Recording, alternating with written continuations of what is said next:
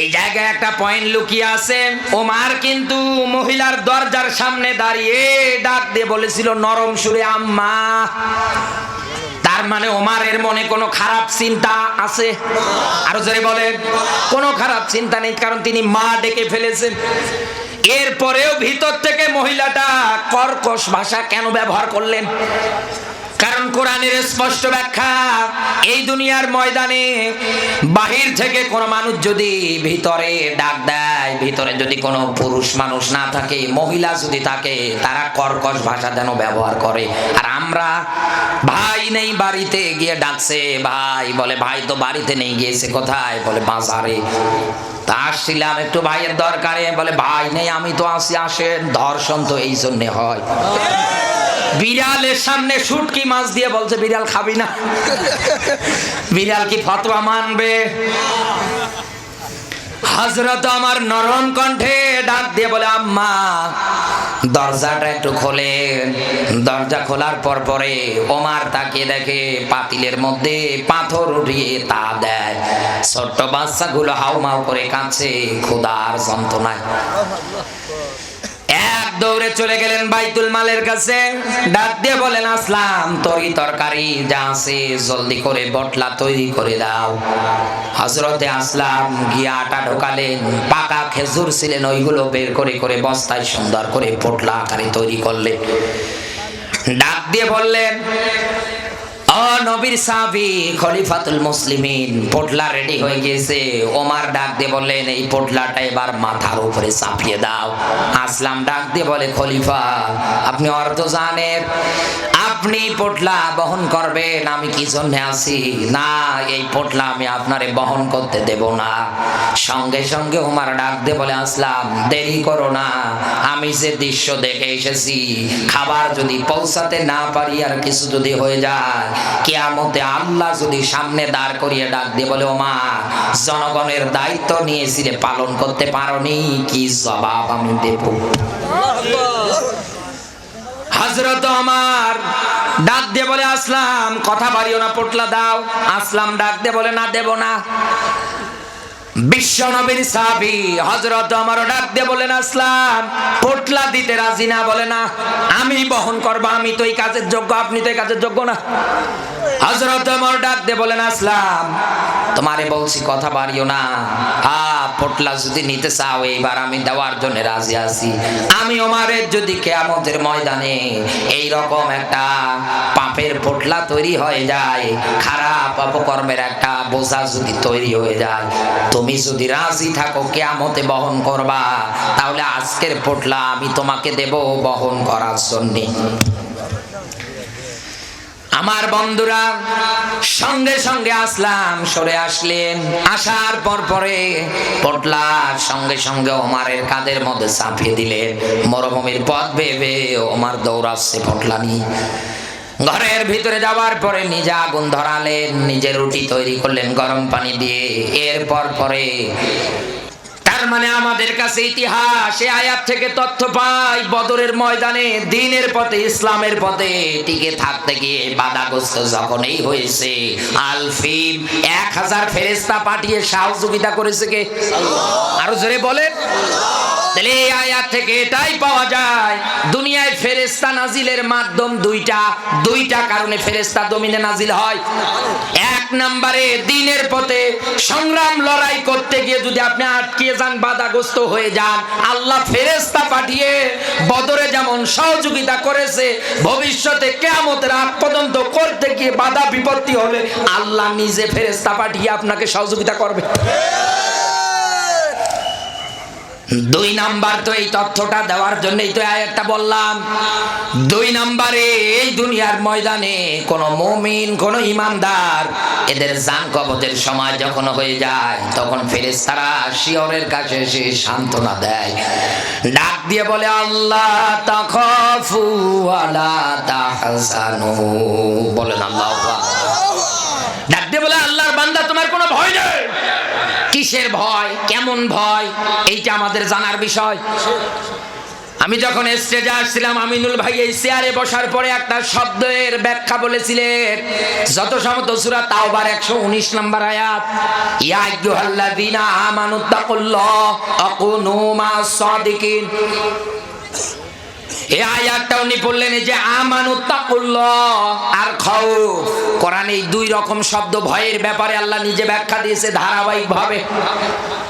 আমানুত্তাকুল্লাহ, আল্লাহর নিষিদ্ধ যত কাজ আছে ওইগুলোকে আপনাকে ঘৃণা করে ভয় করে জনমকার মতো ছেড়ে দিয়ে আসা লাগবে, কোনদিন আর ওই কাজের কাছে যাওয়া যাবে না। যেমন এই দুনিয়ায় যারা সুদ খায়, দুনিয়ায় যারা ঘুষ খায়, দুনিয়ায় যারা জুলুম করে, অন্যায় অবিচার নির্যাতনের কাতার বন্দী, এই মানুষগুলোকে এখান থেকে শিক্ষা নেওয়া লাগবে। আল্লাহ, আমি তোমাকে ভয় করি, তোমাকে যেহেতু ভয় করি, তোমার ভয় ভীতি অন্তরে লালন পালন করার পরে চিরদিনের জন্য হারাম কাজ ছেড়ে দিয়ে আসলাম, আল্লাহ তুমি আমারই কবুল করে নাও।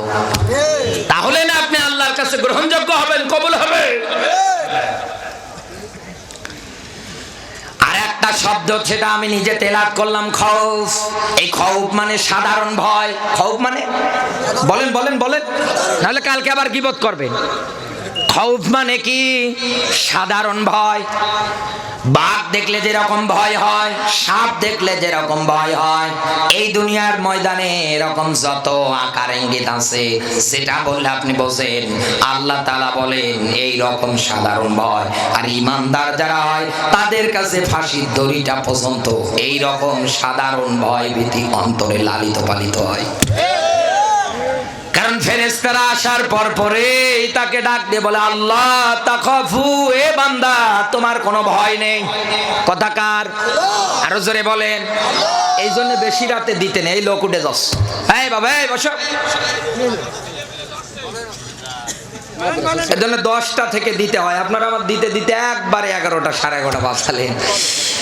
কি অবস্থা না? উঠলে কথা বলা যায়। সাপ্রাইলবাসী ভালো করে খেয়াল করেন, ইমানদার যারা হয়, সত্যের কাতার বন্দী মুসলমানের মধ্যে যারা হয়, ওরাই দুনিয়ার ময়দানে কোনদিন কোন জায়গায় ভয় করে না। কারণ ফেরেশতারা আসার পরে তার কানের কাছে মেসেজ দেয়, সান্ত্বনা দেয়। 2 নম্বরে ফেরেশতারা তাদেরকে ডাক দিয়ে বলে, ওয়ালা তাহজানু, তোমার কোনো চিন্তা নেই। ওয়াবশিরু বিল জান্নাতিল্লাতি, ওই জান্নাতের সুসংবাদ তুমি গ্রহণ করে নাও, সেটা আমার আল্লাহ তোমাকে দেওয়ার জন্য নিজে ওয়াদাবদ্ধ হয়ে গিয়েছি। আপনি এই রকম সত্যের কাতার বন্দী হন, টিকে থাকেন, দেখবেন মালিক আপনার জন্য ফেরেশতা এরকম পাঠিয়ে আপনাকে সান্ত্বনা দেবে। আমাদের আজকে ওই পরিমাণ পর্যন্ত ঈমান আছে?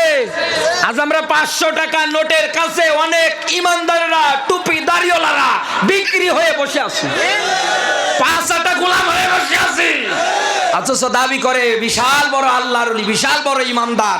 এই ঈমানদারের, এই মুসলমানিত্বের 4 পয়সার মূল্য আল্লাহর কাছে নেই। আপনি মুসলমান হন, এইরকম মুসলমান হন। এতগুলো কথা আমি আপনাকে গপ গপ বলে ফেললাম। এই জায়গা থেকে আমি যে মূল মেসেজ, মূল বাণী বক্তব্য আপনার কাছে যেটা ওঠাতে চাচ্ছিলাম, সেটা হচ্ছে মাঝামাঝি অবস্থানকারী। একটু ভালো করে বোঝার চেষ্টা করেন। এই দুনিয়ার ময়দানে মুনাফিক যারা হয়, ওরা ইসলামের আংশিক মানে আর আংশিক মানে না। একথা বলে না কেন? অথচ সূরা বাকারা 2 নাম্বার সূরা 2 নাম্বার পারা 208 নাম্বার আয়াতের প্রথম অংশেই আল্লাহ ব্যাখ্যা দিয়েছেন, উদখুলু ফিস সিলমি কাফা। আল্লাহ তাআলা বলেন, আমি তোকে বলছি তুই আমার ইসলাম যদি মানতে চাস পরিপূর্ণভাবে মান। ইসলাম মানার ক্ষেত্রে আংশিক না পরিপূর্ণ? আরো জোরে বলেন। অবশ্যই অবশ্যই ইসলাম মানার ক্ষেত্রে পরিপূর্ণভাবে আপনাকে মেনে নেওয়া লাগবে, মানা লাগবে। এই দুনিয়ায় যারা মুনাফিক হবে ওরা কোনোদিন পরিপূর্ণ ইসলাম মানবে না, ওরা আংশিক মানবে আর স্লোগান দেবে দুনিয়ায় কোথাও শান্তি নেই। এক কথা বলে না, দুনিয়ার কোন জায়গায় শান্তি নেই, যেদিকে তাকায় ওদিকেই তো দেখি বিশৃঙ্খলা। আরে ভাই, আপনি যদি শান্তি পেতে চান অবশ্যই অবশ্যই এইবার আমি আপনাকে উদাহরণ দিয়ে একটু গবেষণা করে বলছি। এই যে ভাই বসে আছে যুবক মানুষ, এই মাহফিলটা যদি নভেম্বর, ডিসেম্বর, জানুয়ারির দিকে হতো তাহলে এই জায়গাটা পুরো সুন্দর করে সামিয়ানা দিয়ে মার্ক করে দেওয়া লাগতো, ঘিরে দেওয়া লাগতো। এই কারণ ওই সময়ে প্রচন্ড শীত হয়, বাতাস চলে আসতো এই জায়গায়, আমিও থাকতে পারতাম না, আপনারা কেউই পারতেন না। মনে করেন ওই সময়ের মাহফিল এইটাই। আমি আলোচনা 12টা পর্যন্ত করার পরে মোনাজাত করে দিলাম, সবাই যার যার মতো বাড়িতে হাঁটা দিলেন। আমার পরের দিনের মাহফিল যেখানে, আমি ওই দিকে যাওয়ার প্রস্তুতি নিচ্ছি।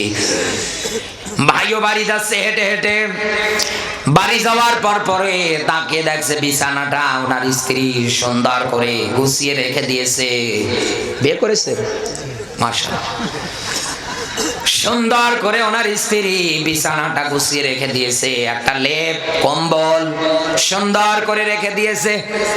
এই ভাই বিছানায় ওঠার পরে মনে করেন যদি হাঁটু পর্যন্ত ওই কম্বল আর ওই ব্ল্যাঙ্কেটটা টেনে দেয়, যদি মনস্থ করে হাঁটু পর্যন্ত দিলাম, হাঁটু থেকে পায়ের গোড়ালি পর্যন্ত যদি আমার গরম হয় তাহলে উপরের এই দিক ওই গরম আবহাওয়া বের হয়ে মাথা অব্দি গরম হবে। এ কি সম্ভব? আরো জোরে বলেন। আপনারা কিছু মাইন্ড করেন না। ওনার কাছে যেমন এটা ভুল ধারণা যে আমার এই পর্যন্ত দিলেই আমি গরম হয়ে যাব না। গরম যদি পেতে চান শীতের দিনে অবশ্যই আপনাকে পরিপূর্ণভাবে লেপের নিচে ব্ল্যাঙ্কেট কম্বল যেটা আছে এর নিচে সুন্দর করে ডগার পরে মুড়ি দিয়ে থাকা লাগবে, তাহলে না গরম ধরবে। এই দুনিয়ার ময়দানে আপনি ইসলাম পরিপূর্ণ মানার পরে দেখেন তো এই দেশে কোনো চোর সিটার বাটপার থাকে কিনা? থাকবে না তো। আপনি ওই রকম আংশিক মানেন আর আংশিক মানেন না, স্লোগান দেন আমি শান্তি চাই, আমি শান্তি চাই। পরিপূর্ণ ইসলাম দুনিয়ায় মেনে নিয়েছিল, ইসলামের প্রতি অবিচল ছিল ওই সময় রাষ্ট্রনেতা হযরত ওমর। দেখেন তিনি কি রকম শান্তি জমিনে বাস্তবায়ন করতে পেরেছিলেন। দুনিয়ায় একটা মানুষ যদি এই পর্যন্ত কম্বল আনার পরে ও যদি শান্তি না পায়, তা আপনি পরিপূর্ণ ইসলাম না মেনে আপনি শান্তি পাবেন কেমনে? আপনি মানেন কোরআনের বিধানটা পরিপূর্ণ করে বিচার করার ক্ষেত্রে, রাজনীতি করার ক্ষেত্রে, অর্থনীতি করার ক্ষেত্রে।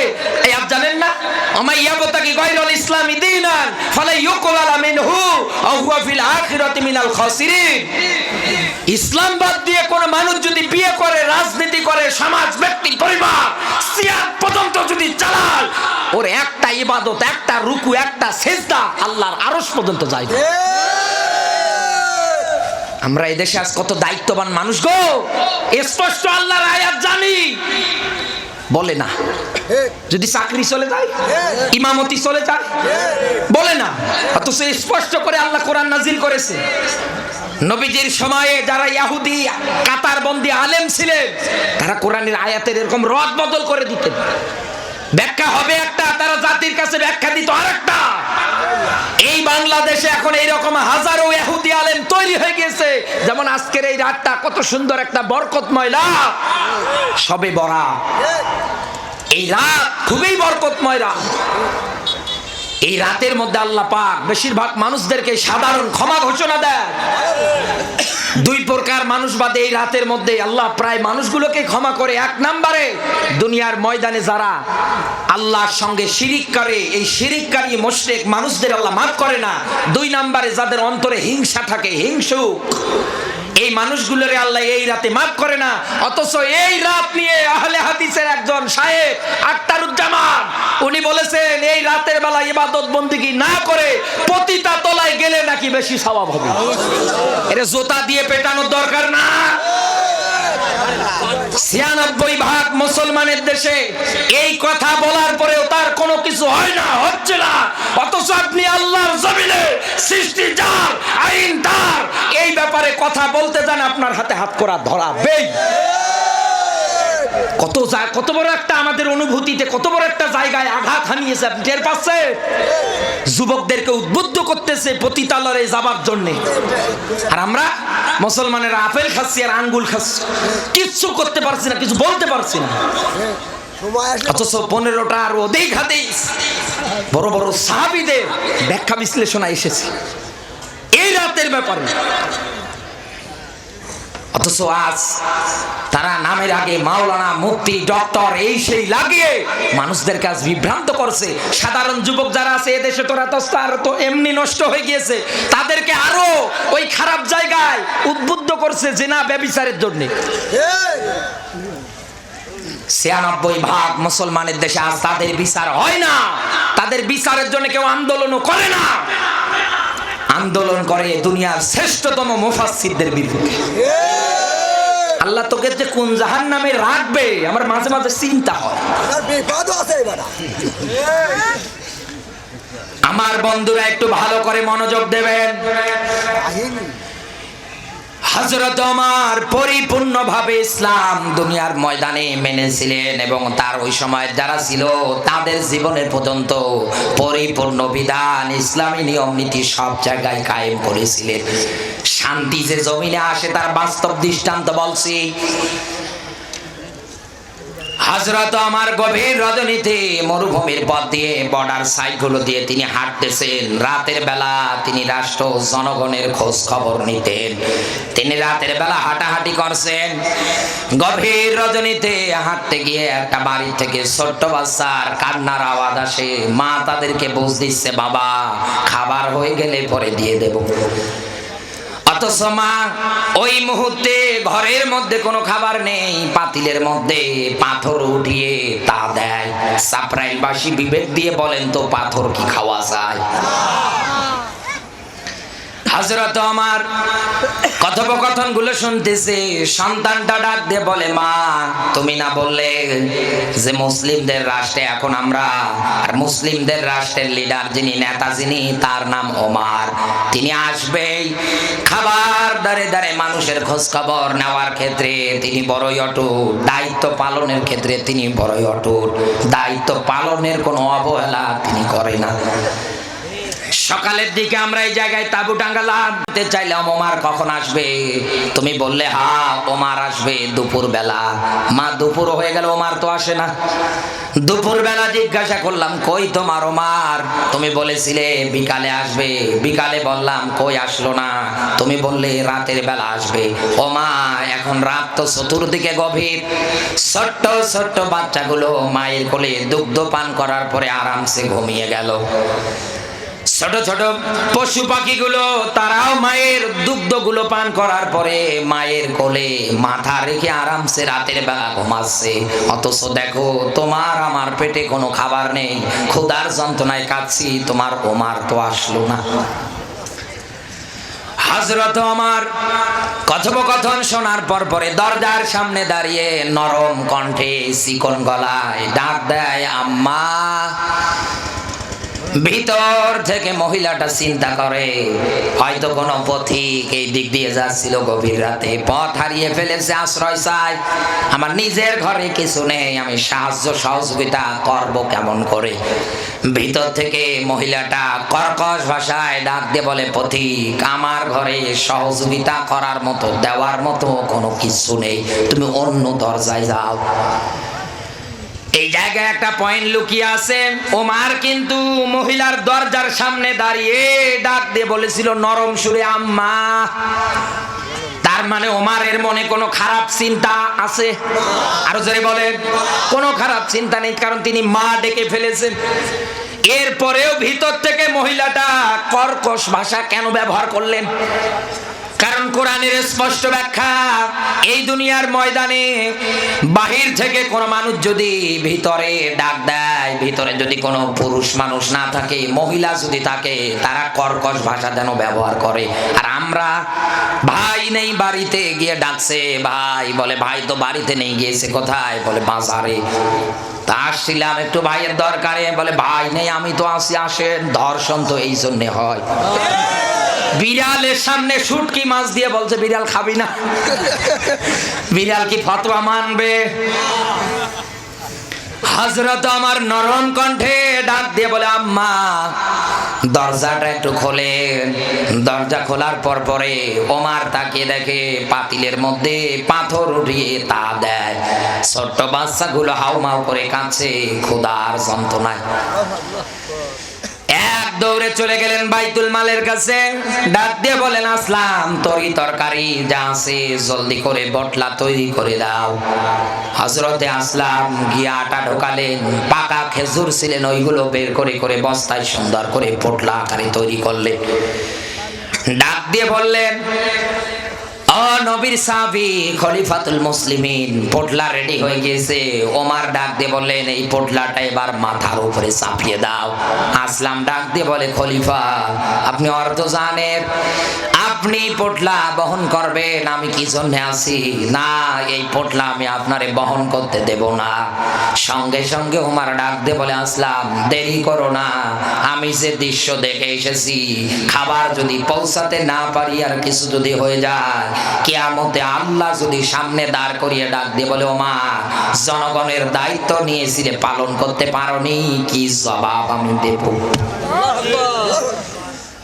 হযরত ওমর ডাক দিয়ে বলে আসলাম কথা বাড়িও না, পোটলা দাও। আসলাম ডাক দিয়ে বলে না, দেব না। বিশ্ব নবীর সাহাবী হযরত ওমর ডাক দিয়ে বলেন আসলাম পোটলা দিতে রাজি না, বলে না আমি বহন করব, আমি তো এই কাজের যোগ্য, আপনি তো এই কাজের যোগ্য না। হযরত ওমর ডাক দিয়ে বলেন আসলাম তোমারে বলছি কথা বাড়িও না, পোটলা যদি নিতে চাও এইবার আমি দেওয়ার জন্য রাজি আছি। আমি ওমরের যদি কিয়ামতের ময়দানে এই রকম একটা পাপের পোটলা তৈরি হয়ে যায়, খারাপ অপকর্মের একটা বোঝা যদি তৈরি হয়ে যায়, তুমি যদি রাজি থাকো কিয়ামতে বহন করবা, তাহলে আজকের পোটলা আমি তোমাকে দেব বহন করার জন্য। আমার বন্ধুরা সঙ্গে সঙ্গে আসলাম সরে আসলেন। আসার পরে পোটলা সঙ্গে সঙ্গে ওমরের কাঁধের মধ্যে চাপিয়ে দিলেন। মরুভূমির পথ ভেবে ওমর দৌড়াচ্ছে পোটলা নিয়ে। ঘরের ভিতরে যাওয়ার পরে নিজে আগুন ধরালেন, নিজে রুটি তৈরি করলেন গরম পানি দিয়ে। এরপর পরে পাকা খেজুরগুলো সুন্দর করে নিয়ে বাচ্চাগুলোর মুখের দিকে হযরতে ওমর এগিয়ে দেয়। ছোট্ট বাচ্চারা ক্ষুধার যন্ত্রণায় হিংস্র কোনো পশুর সামনে খাবার দিলে যেমন কারাকারি করে, ছোট্ট বাচ্চাগুলো ওই রকম কারাকারি করে। হযরতে ওমরের দৃশ্য দেখার পরে চোখ বেয়ে বেয়ে পানিগুলো দাড়ি মোবারক স্পর্শ করে ফেলেছে। মহিলাটা ডাকিয়ে দেখে যেই লোকটা খাবার উঠিয়ে খাওয়াচ্ছে এই লোকটা হাউমাউ করে চোখ থেকে পানি ধরাচ্ছে। মহিলা তো ওমর চেনে না, ডাক দিয়ে বলে কে গো তুমি পথি? আমার এই বাচ্চাগুলো খাওয়াতে গিয়ে তুমি এইভাবে কাঁদো কেন? তোমার মতো এত ভালো মানুষ থাকতে ওমর নেতা হয় কেমন করে, আমার তো বুঝে আসে না। হযরত ওমর ডাক দিয়ে বললেন মা আপনি আসেন আগামীকাল রাজ দরবারে, ওই জায়গায় আমি আপনাকে আরো বেশি কিছু দেওয়ার চেষ্টা করব। এই দেশের রাষ্ট্রনায়ক ওমরের সঙ্গে আমার ভালো বন্ধুত্ব। পরের দিন মহিলা বাচ্চাগুলোর হাত ধরে ওমরের রাজ দরবারে আসলেন। আসার পরে একজন সাহাবীকে ডাক দিয়ে বলেন ওমর কোথায়? নবীর সাহাবী আঙ্গুল ইশারা করে দেখিয়ে দেয় ওই যে সাহাবীরা বসে আছে, ওর মাঝখানে মাঝের যিনি ব্যক্তি উনি ওমর। মহিলা দেখার সঙ্গে সঙ্গে পিছন দিকে হাঁটা শুরু করেছে। কি আশ্চর্য ব্যাপার, এই লোকটাই তো রাতের বেলা আমার ঘরে গেল, নিজের রুটি তৈরি করে পাকা খেজুর দিয়ে মিশ্রিত করে আমার বাচ্চার মুখে উঠাচ্ছিল। মহিলার এই হাঁটা যখনই পিছন দিক দিয়ে দিয়েছে, ওমারের নজরে পড়ে গিয়েছে। ওমার দৌড় দিয়ে বের হয়ে এসেছে। আসার পরে ডাক দিয়ে বলে, আম্মা আপনি যাবেন না, আমি জানি আপনি কষ্ট পেয়েছেন। ও মা, আপনার কাছে আমি সঠিক সময় খাবার পৌঁছে দিতে পারি না। আপনি রাগ যদি হয়ে থাকে, চাবুক নেন, নেওয়ার পরে আপনি আমারে মারতে মারতে আপনার রাগ কমিয়ে ফেলেন। তারপরেও হাত জোর করে বলছি, কিয়ামতের ময়দানে আল্লাহর আদালতে আমার বিরুদ্ধে মামলা দিয়ে না। মহিলা ডাক দিয়ে বললেন, খলিফা আমি তো আশঙ্কা করছিলাম, কারণ আমি তোমাকে রাতের বেলা বলে ফেলেছিলাম না চেনার কারণে তোমার মতো মানুষ থাকতে ওমার নেতা হয় কেমন করে। তোমার যদি রাগ হয়ে যায়, না জানি আমার আবার কারাগারে বন্দি করো কিনা, এই জন্য আমি পিছন দিকে হাঁটা দিচ্ছিলাম। ওমার তো এইরকম ইসলাম মেনেছিলেন, এইরকম ইসলাম জমিনে কায়েম করেছিলেন। এরকম ইসলাম মানার পরে রাতের বেলা ঘুম নেই, মানুষের দাঁড়ে দাঁড়ে দৌড়ায়, কার বাড়িতে খাবার আছে আর কার বাড়িতে খাবার নেই এইটা দেখার জন্য। আজ আমাদের দেশে কত গরিব মানুষ না খেয়ে মারা যায়, আমরা খোঁজ খবরও নেই না। আপনি তো জাহান্নামে যাবেন আর জবান দিয়ে এই কারণে উচ্চারণ করে বলবেন, কলু লাম নাকু মিনাল মুসাল্লিন। আল্লাহ, দুনিয়ায় আমরা এতিম মিসকিন যারা আছে এদেরকে আমরা খাবার দিতাম না, আমরা নামাজ পড়তাম না। ওয়া লাম নাকু নুতঈমুল মিসকিন, দুনিয়ায় এতিম মিসকিন যারা আছে এদের পাশে দাঁড়াতাম না। ইসলাম যদি আপনি পরিপূর্ণভাবে মেনে নিতে পারেন, এই জমিনের ময়দানে এই রকম শান্তি আপনি কিন্তু দেখতে পারবেন।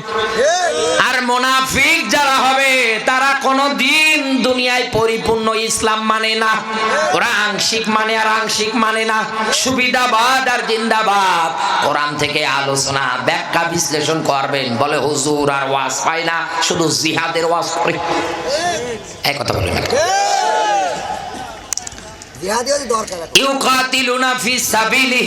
গভীর রাত হয়ে গিয়েছে। এই দুইটা পয়েন্ট আপনি মনে রাখবেন। এই দুই প্রকার মানুষের বিরুদ্ধে এই জমিনে লড়াই আর সংগ্রাম করা কিন্তু ফরজ। এক নম্বরে আবার বলছি, যারা কাফের, যারা অস্বীকারী মুসলমানদের মধ্যে।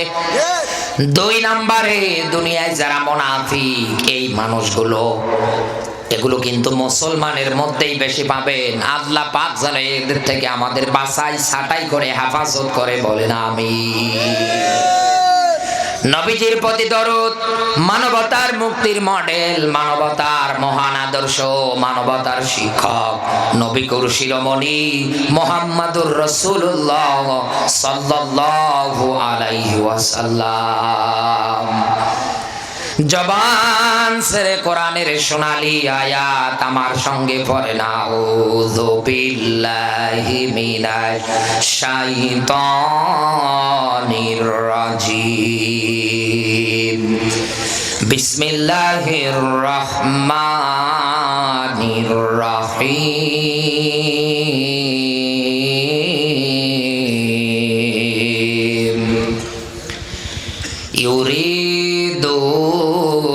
লিইউতফিউ নূরাল্লাহি বিআফওয়াহিহিম আল্লাহু মুতিম্মু নূরিহি ওয়ালাউ কারিহাল কাফিরুন।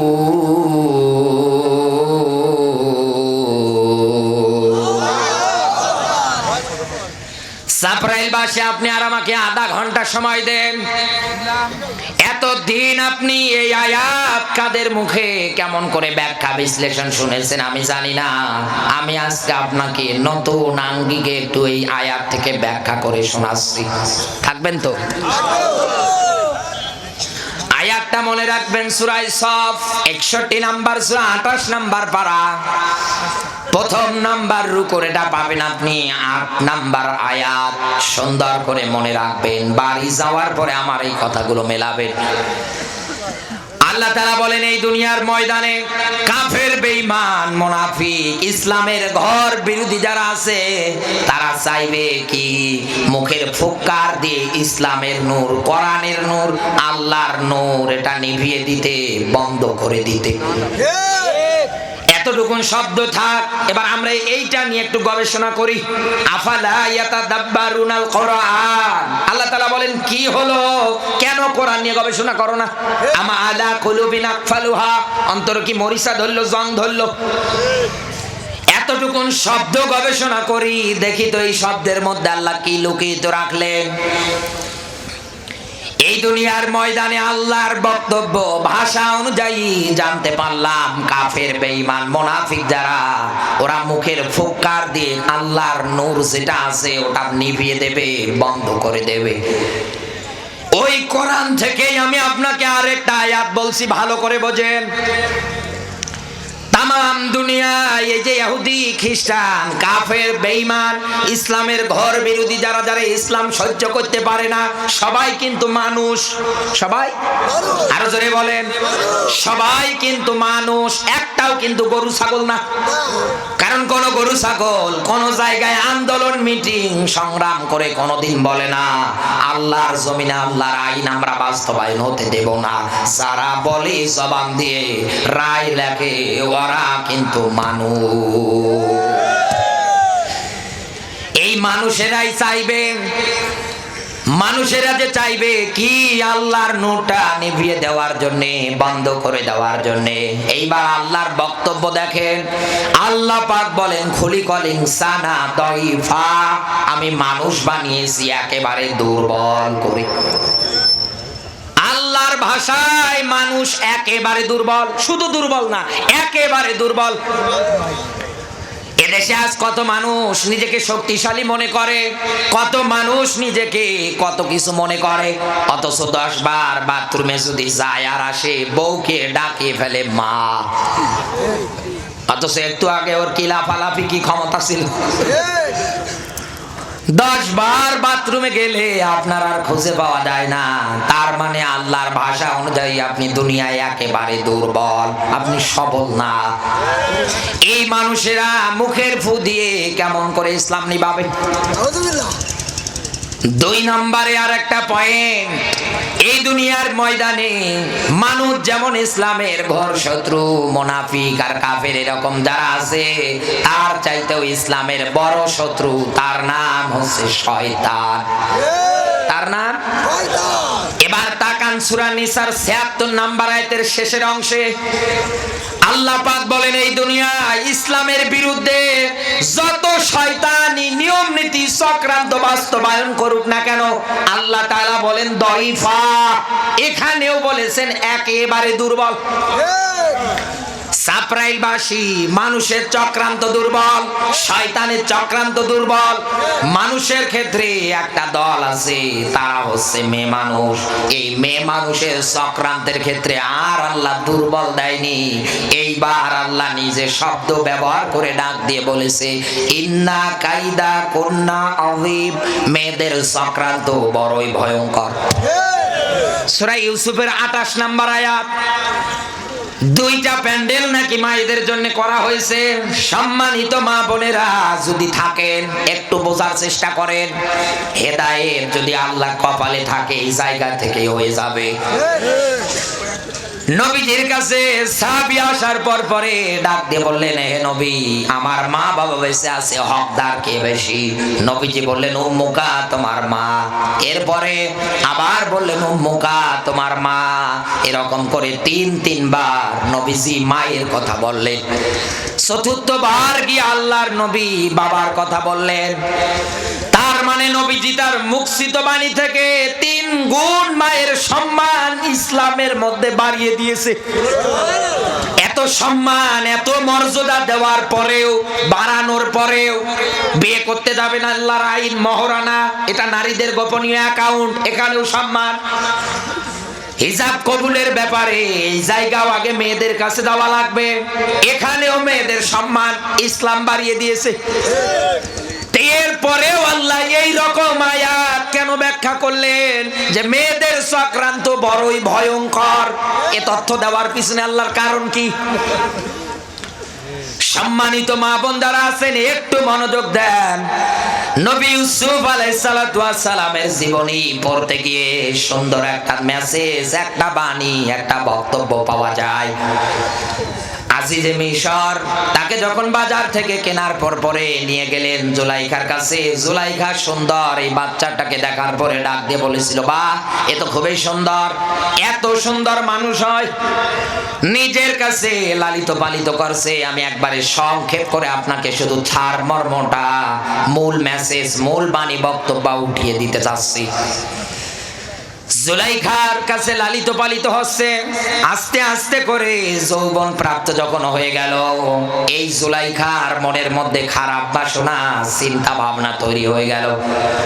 দরজাগুলো একটা করে ঢোকাচ্ছে আর বন্ধ করে দেয়। এরকম করে করে সর্বশেষ দরজা পর্যন্ত নিয়ে যাওয়ার পরে সব তালাবদ্ধ। ওই জায়গায় যাওয়ার পরে জুলাইখা তার খারাপ মনের চাওয়া পাওয়া পূরণ করতে চায়। নবী ইউসুফ ডাক দিয়ে বলছেন, ইন্নী আখাফুল্লাহ, আমি আমার আল্লাহরে ভয় করি। সুবহানাল্লাহ বলতে পারেন? এই কথা যখন এই নবী ইউসুফ জবান দিয়ে বলেছে, জুলাইখা ওই ঘরের মধ্যে, রুমের মধ্যে, কারণ তার কাছে রব হিসাবে তো মনে হয়েছিল মূর্তি ভাস্কর্যগুলো, কারণ তারা ওইগুলোর কাছে মাথা নত করত। সঙ্গে সঙ্গে ওইগুলো আড়াল করে করে রাখছে, ঢেকে ঢেকে রাখছে। ইউসুফ নবীকে ডাক দিয়ে বলে, এই যে রব যা আছে সব ঢেকে ফেলেছি, আর দেখবে না। নবী ইউসুফ ডাক দিয়ে বলে, আমি তো এই রবের কথা বলিনি, আমি আমার রবের কথা বলেছি, যিনি আসমান বানিয়েছে, চন্দ্র বানিয়েছে, সূর্য বানিয়েছে, এমনকি তোমাকে আমাকে পর্যন্ত বানিয়েছে, আমি ওই রবের কথা বলেছি। নবী ইউসুফ ওই জায়গার মধ্যে চরম বিপদে। এরপরেও ইমানের প্রতি অবিচল আছে। এই ইমানের প্রতি অবিচল যারা থাকে, আল্লাহর ব্যাখ্যা, ওয়াকানা হাক্কান আলাইনা নাসরুল মুমিনিন।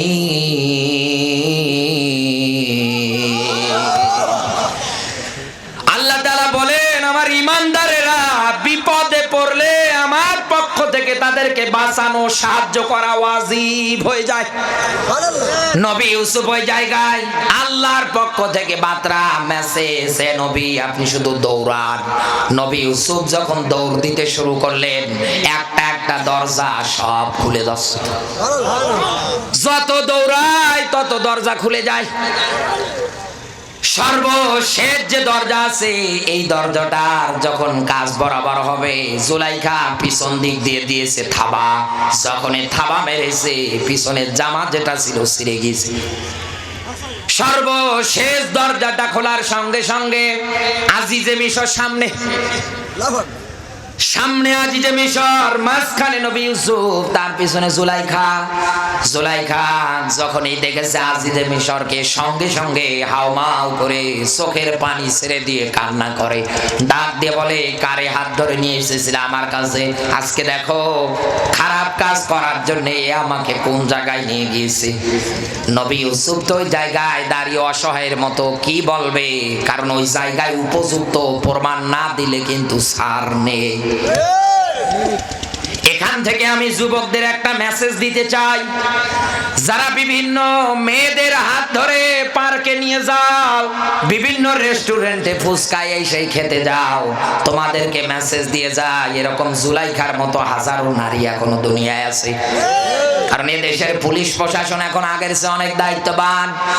বিভিন্ন জায়গায় ইন্টারনেটে দেখা যায়, পার্কে বিভিন্ন জায়গায় ছেলে মেয়ে ঘুরতে গেলে পুলিশ প্রশাসন ভাই যারা আছে, রাতের ঘুম হারাম করে তারা ওই জায়গাগুলোতে যায়।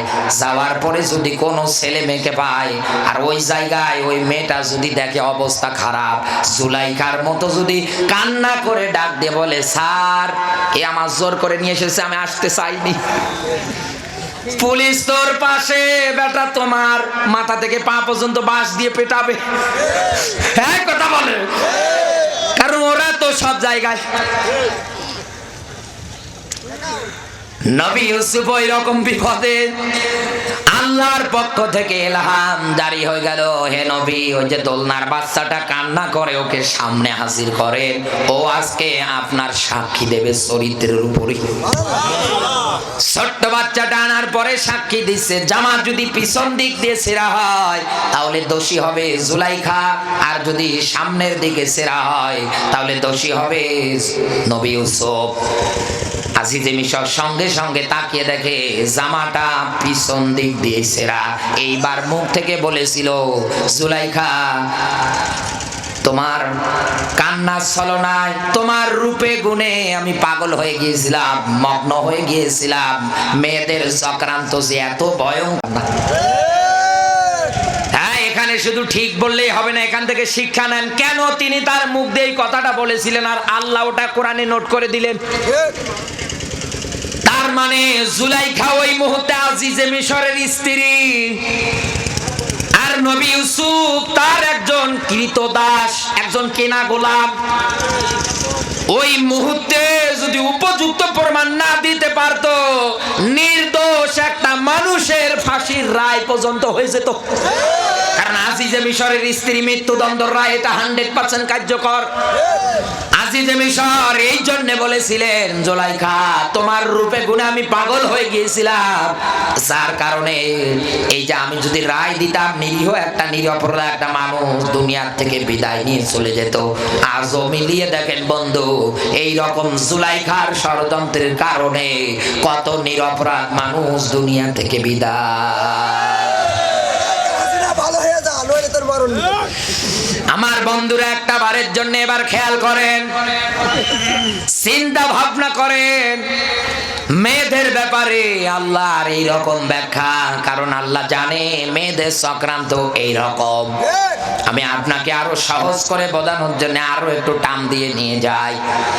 22-23 বছর ধরে একটা যুবক সন্তান মানুষ করা লাগে, এরপরে না বিয়ে শাদীর ব্যাপার।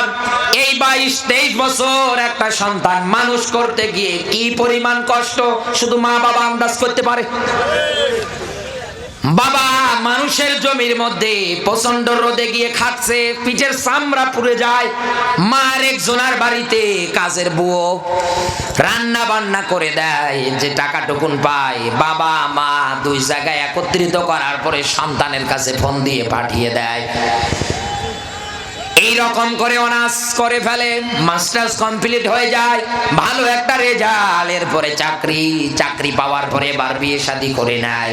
মনে করেন এই চাপরাইলে ছেলেটার বাড়ি, চাকরি পেয়েছে ঝিনাইদহ জেলায়। এখান থেকে কমসে কম 30 কিলোমিটার মনে হয় ঝিনাইদহ শহর যেটা, ওই জায়গায় ছেলেটা ও মনস্থ করে আমার বাড়িতে আমার মা, আমার বাবা আর আমার বউ, 3টা মানুষ চাকরি করে বেতন যা পাবো নিজের পকেট খরচ এটা রাখবো, বাকি টাকা বাড়িতে দেব, খরচ করে মা বাবার বউ রান্না বান্না করে খাবে, আর আমার মা বাবা শেষ বয়সে গিয়ে আল্লাহর ইবাদতে কাটাবে। অধিকাংশ পরিবারগুলোতে ছেলেদের এইটা চাওয়া থাকে। এই যে মেয়েটা ফ্যামিলির মধ্যে ওর মা বাবার সঙ্গে আসে, এই মেয়েগুলোকে খারাপ বানিয়ে ফেলে ওর মা আর ওর বড় বোন। এই কথা বলেন না কেন? মাঝে মাঝে ফোন দেয়, ডাক দিয়ে বলে তুই কোন জায়গায়? বলে আমি তোর বাড়িতে। ও কই? বলে ঝিনাইদহ শহরে। আরে তোরে এত দূর পড়ালেখা করালাম, তোরে কি ওর মা বাবার খেদমত করার জন্য, গোলামি করার জন্য? তুই আজকেই ফোন দিয়ে বল তুমি যেখানে আমি সেখানে, তুমি নেই যেখানে আমি নেই সেখানে। মেয়ে চিন্তা করে আমনে বললে তো কাজ হবে না, কারণ আমার স্বামীটা বাবা মাকে খুবই মহব্বত করে, ভালোবাসে, কিছু না কিছু তো করতে হবে। সকালবেলা উঠানের মধ্যে গম নেড়ে দিয়েছে, মুরগিতে একটু খেয়েছে, এই নিয়ে ঝগড়া। সঙ্গে সঙ্গে স্বামীর কাছে ফোন, ডাক দিয়ে বলে স্বামী তোমার মাও ভালো না বাবাও ভালো না, আমাকে নিয়ে যদি খেতে চাও জলদি করে বাড়ি আসো। স্বামী বাড়ি আসার পরে তাকিয়ে দেখে সুন্দরী বউ এমনি চামড়া ফর্সা, আরো আটা ময়দা মেখে দাঁড়িয়ে আসছে। বউ পাগলা দেওরা বউয়ের চোখের দিকে তাকায়, মা বাবার দিকে তাকায়, চিন্তা করে এত সুন্দর বউ যদি একবার হাতছাড়া হয়ে যায় আর কপালে আসবে না। এইবার মা বাবার দিকে চোখগুলো মোটা মোটা লাল লাল করে গরম ভাষায় ডাক দিয়ে বলে, হা বুড়ো বুড়ি হয়ে গিয়েছো, এখনো আক্কেল জ্ঞান হয় না। মা বাবা হাউমাউ করে চোখের পানি ফেলে ক্রন্দন করছে আর ডাক দিয়ে বলে, বেটা রে, তোর মুখে আজকে এই কথা শুনতে হবে, আগে জানলে বিষ খেয়ে দুনিয়ার থেকে আমরা বিদায় হয়ে যেতাম। কারণ আমি মা তোকে মানুষ করতে গিয়ে মানুষের বাড়ির কাজের বুয়া হয়ে গিয়েছি। 2টা মিনিট যদি সকালে দেরি করে যেতাম, সকালের নাস্তা যদি স্যারের জন্য 2 মিনিট দেরি হতো তৈরি করতে, আমার কত ধরনের গালিগালাজ করেছে। কিচ্ছু বলিনি আমি, শুধু তোর পরীক্ষার ফি দেওয়া লাগবে, টাকা দেওয়া লাগবে, মেসের ভাড়া দেওয়া লাগবে, এই জন্য। বাবা বলে, আমি মানুষের জমিতে কামলা দিয়েছি, এত রোদ সহ্য হয় না, মাঝে মাঝে কাজ করতে গিয়ে পিছনে পড়ে যাই, লোকজন কত ধরনের খোঁটা দেয়, এরপরেও আমি কাজ ছেড়ে দেইনি, শ্রম একাধারে দিয়ে গিয়েছি। আজকে তুই তোর বউয়ের কথাই শুনে আমাদের দিকে তাকিয়ে বলিস বুড়া বুড়ি, তোদের কি আক্কেল জ্ঞান নেই? সন্তানটা মা বাবার মুখের উপরে ডাক দিয়ে বলে, আমি আর কোনোদিন তোমাদের বাড়িতে আসবো না, আমার বউ নিয়ে আমি আজকে শহরে যাব। সঙ্গে সঙ্গে কাপড় চোপড় যা আছে ব্যাগে কাটিং করে নিয়ে চলে যায় ঝিনাইদহ শহরে। মা বাবা পড়ে থাকে, একটা বাড়ির জন্য খোঁজ খবর পর্যন্ত নেয় না। বৃদ্ধা বয়সে মা বাবার খাবার নেই, মানুষের হাতে ভালো খাবার দেখলে পিছে পিছে যায়। 22-23 বছর এই সন্তানটা বিয়ে দেওয়ার আগে মা বাবার কাছে মনে হয়েছিল দুনিয়ায় বাঁচার আশার প্রদীপ আমার এই ছেলেটা। একথা বলে না কেন? চাকরি করবে, আমরা আরামে দিন কাটাবো, সুখে থাকবো, কোনো অসুবিধা হবে না। অথচ একটা মেয়ের চক্রান্তের কারণে সন্তানটা মা বাবা থেকে আলাদা, মা বাবা পড়ে থাকে, খোঁজ খবর পর্যন্ত নেয় না। ও চাপরাইলবাসী, একটা মেয়ের চক্রান্ত পরিবারে যদি এত পরিমাণে প্রভাব ফেলতে পারে, ভাই থেকে যদি আলাদা করে দেয়, রক্তীয় বোনের সঙ্গে যদি সম্পর্ক নষ্ট করে দেয়, এই রকম বৌমা যারা আছে, এমনি তো আল্লাহ বলেনি যে মেয়েদের চক্রান্ত ভয়ঙ্কর, কারণ এদের চক্রান্ত পরিবারে যদি এত পরিমাণে আঘাত এনে দেয়, রক্তীয় সম্পর্ক যদি আলাদা করে দেয়, তাহলে এই যদি রাষ্ট্রে যায়, সমাজে যায়, এই দেশে দাউ দাউ করে আগুন জ্বলবে। এই জন্যে তো এখন তামাম দুনিয়ায় আগুন জ্বলে, নেভানোর মতো কোনো জায়গা নেই। এদেরকে 2 জায়গায় পাবেন না, একটা মসজিদের ইমামতি, তার ফায়ার সার্ভিসের চাকরিতে যদি আগুন লাগে পানি মনে করে কেরোসিন ঢালছে। এক কথা বলে না? সম্মানিত মা বোন যারা আছেন, সম্মান মর্যাদার দিক দিয়ে আল্লাহ আপনাদের অনেক বাড়িয়ে দিয়েছে, তবে এমন এমন কাজ করেন আল্লাহ যেন আপনাদের হেদায়েত দান করে, বলেন আমিন। আমার বন্ধুরা, আমার মেসেজ মানে বক্তব্য আপনাকে এটাই দিতে চাচ্ছিলাম, মানুষের দুর্বলতা আল্লাহ নিজে ব্যাখ্যা করে দিয়েছে, শয়তানের দুর্বলতা নিজে ব্যাখ্যা করে দিয়েছে। এরপরে মেয়েদের চক্রান্ত, এই দুনিয়ার ময়দানে এরকম করে যতই হোক না কেন, তারা চাইবে কি মুখের ফুৎকার দিয়ে নিভিয়ে দিতে। এখন এই শব্দটা নিয়ে আমরা একটু গবেষণা করি, নাড়াচাড়া করি, কেমন করে সম্ভব। এই ব্যাপারে আল্লাহ অন্য জায়গায় তথ্য দিচ্ছেন। আল্লাহ পাক বলেন, ওয়ালিসানা ওয়া শাফাতাইন, সূরা বালাগ 90 নাম্বার সূরা 30 নাম্বার পারা 9 নাম্বার আয়াত। একটু ভালো করে মনোযোগ দেন। ওয়ালিসানা ওয়া শাফাতাইন, আল্লাহ বলেন তোর জন্য আমি কি বানাইনি ঠোঁট আর জিহ্বা? কথাকার আল্লাহর বক্তব্য এটা। আর আজকের বিজ্ঞান প্রমাণ করতেছে, যেটা বলতেছে, কোন মানুষ যদি মুখ দিয়ে ফু দিতে চায়, বাতাস বের করতে চায়, অবশ্যই ঠোঁটেরও ব্যবহার লাগবে, জিহ্বারও ব্যবহার লাগবে। কথা বলেন না কেন? এই 2টা ছাড়া কি সম্ভব? কোনোদিনও সম্ভব না। এই 2টা অঙ্গ প্রত্যঙ্গের ব্যবহার অবশ্যই অবশ্যই করতেই হবে।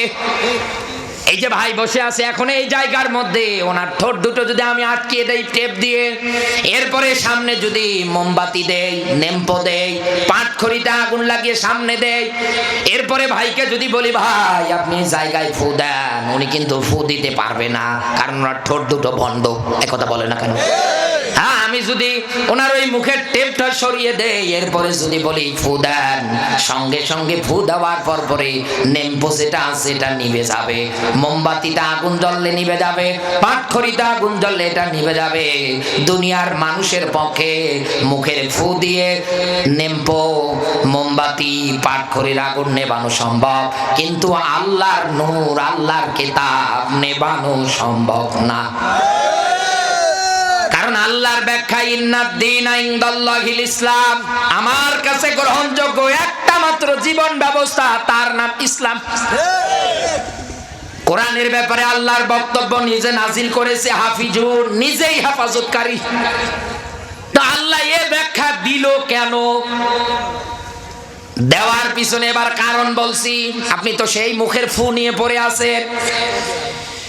আল্লাহ মুখের ফু বলতে দুনিয়ার মানুষদেরকে এটাই মেসেজ দিতে চেয়েছে, এই দুনিয়া ইসলাম বিদায় করার জন্য, কোরআন বিদায় করার জন্য দুনিয়ার মানুষ মুখটাকে ব্যবহার করবে, জিহ্বাটাকে ব্যবহার করবে, ঠোঁটকে ব্যবহার করে হাজার হাজার মিথ্যা কথা সমাজে রটাবে, রাষ্ট্রে রটাবে, দেশ বিদেশে সাপ্লাই করে দেবে।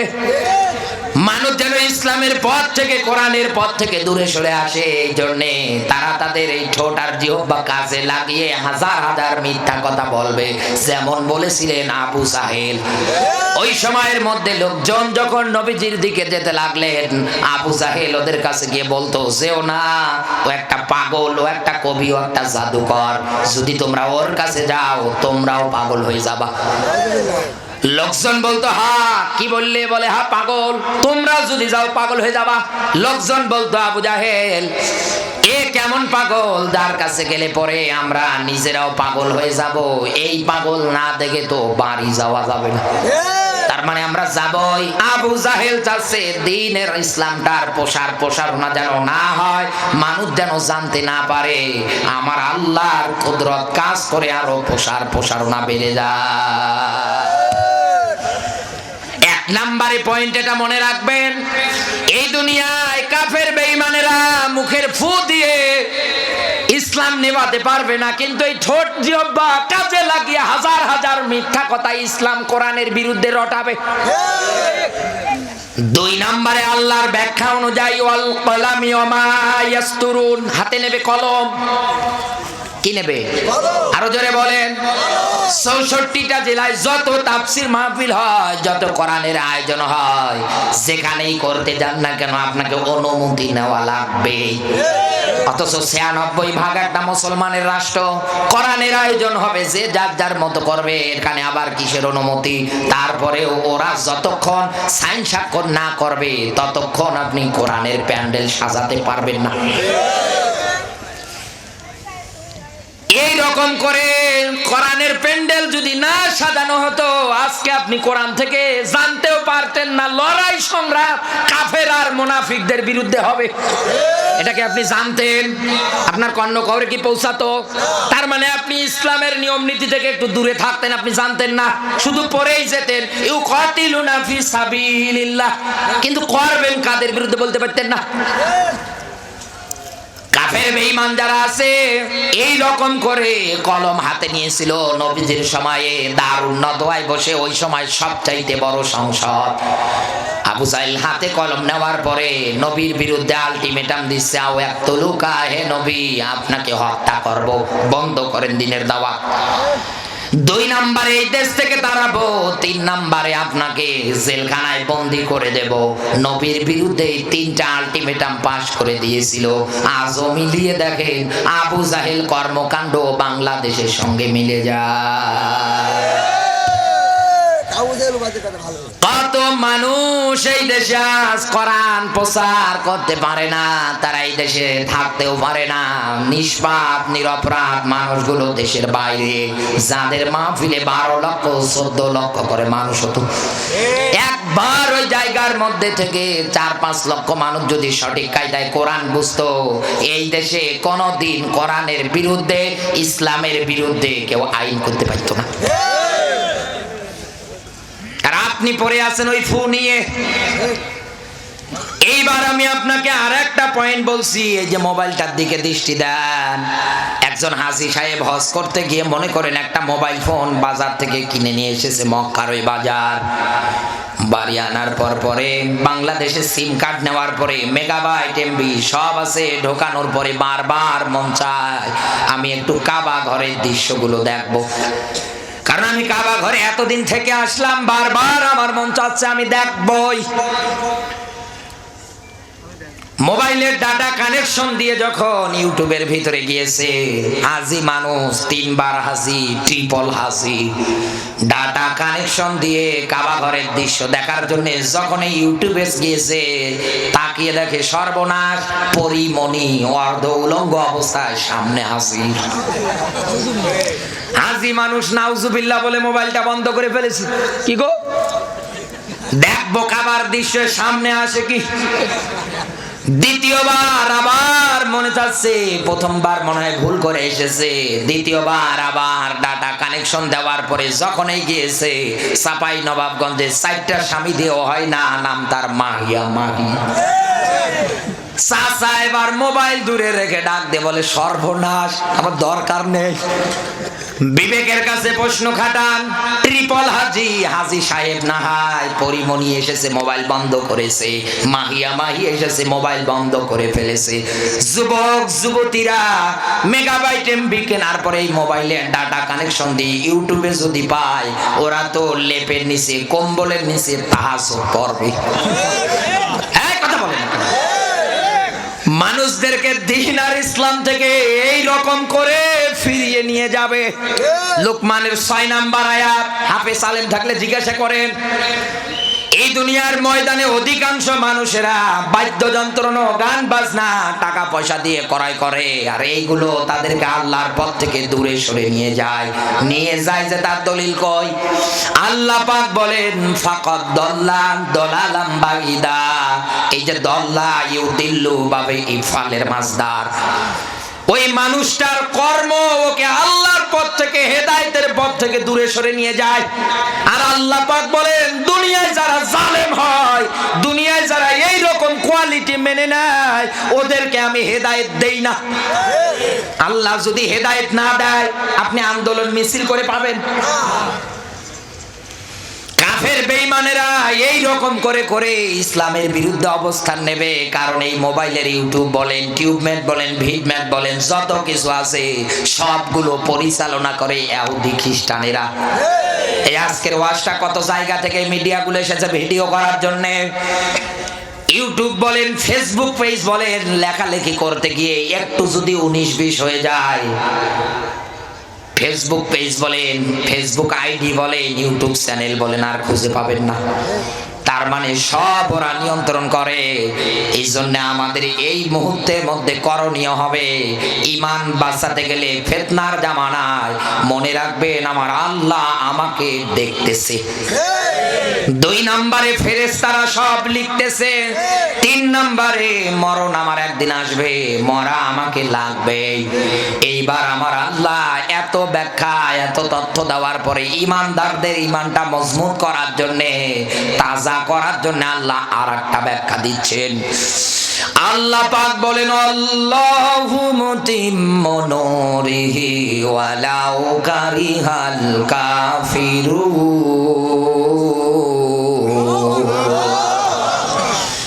আল্লাহ তাআলা বলেন আমি কসম করে বলছি, এই রকম করে করে কাফের বেঈমানেরা, মুনাফিকেরা, ইসলাম বিদ্বেষীরা যতই দ্বীন আর ইসলামের বিরুদ্ধাচরণ করুক না কেন, বিদায় করে দিতে চাক না কেন, আমি আল্লাহ কসম করে বলছি আমার জমিনে দ্বীন আর ইসলামের নিয়ম নীতি, কালেমার পতাকা একদিন না একদিন এই জমিনে উড়বে।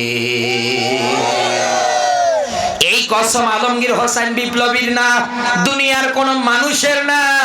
এই কসম যিনি করেছে তিনি কে? ওয়াকাফা বিল্লাহি ওয়াকিলা। আল্লাহ তাআলা বলেন আমার বান্দার জন্য আমি নিজেই যথেষ্ট।